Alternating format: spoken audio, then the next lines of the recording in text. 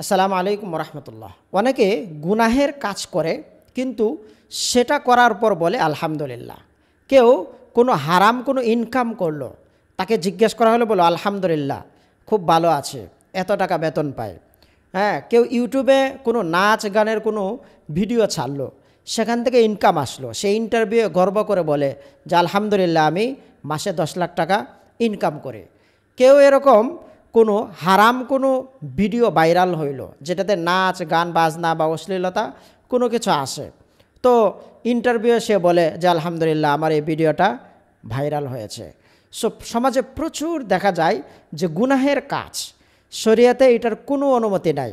নাটক সিনেমা করতেছে, সে বলে আলহামদুলিল্লাহ, খুব ভালো সিনেমা হয়েছে, আলহামদুলিল্লাহ, এইটা করে এই সিনেমা থেকে আমার এত টাকা ইনকাম হয়েছে, নাউজুবিল্লাহ মিন যালিক। এই ধরনের কাজে আলহামদুলিল্লাহ বলা অত্যন্ত কবিরা, অত্যন্ত গর্হিত এবং খুবই গুনাহের কাজ। হাদিস শরীফে আসছে যে গুনাহের কাজে কখনোই আল্লাহ তাআলার নাম নিতে হয় না, এবং এইটা এক ধরনের ইসলামের সাথে বা ইসলামের বিধানের সাথে এক ধরনের বিদ্রুপ।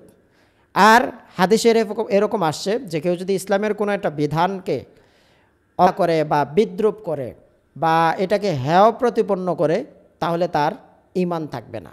সেই জন্য যদি গুনাহের কাজ হয় তাহলে আলহামদুলিল্লাহ, মাশাআল্লাহ, বারাকাল্লাহ কখনোই বলা যাবে না।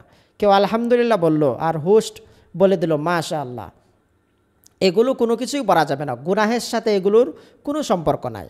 এগুলোর মানে কি, যে আমি গুনাহ করতেছি, হ্যাঁ, সো এটা আল্লাহ তাআলা আমাকে এটা গুনাহ করার জন্য অনুমতি দিয়েছেন, এরকম কোনো কিছু বোঝায়। সেই জন্য আলহামদুলিল্লাহ, মাশাআল্লাহ, আলহামদুলিল্লাহ, বারাকাল্লাহ এই ধরনের শব্দ যেগুলো আল্লাহ তাআলার প্রশংসা বোঝায়, গুনাহের কাজে ব্যবহার করা ক্ষেত্র বিশেষে ঈমানের জন্য মারাত্মক ধরনের হুমকি হতে পারে। এই ধরনের কেউ যদি করেন তাহলে ঈমানকে ধরিয়ে নেওয়া, কোনো আলেমকে জিজ্ঞাসা করা, কারণ এটা জটিল বিষয়, অবস্থা ভেদে অনেক কিছুই হয়ে থাকে। সেজন্য আলেমকে জিজ্ঞাসা করে আপনার এটা কোন অবস্থায় আছে সেটা জেনে নেওয়া যায়। আল্লাহ তাআলা আমাদের সবাইকে সর্বপ্রথম হালাল কাজ করার, হালাল ইনকাম করার তৌফিক দান করুন।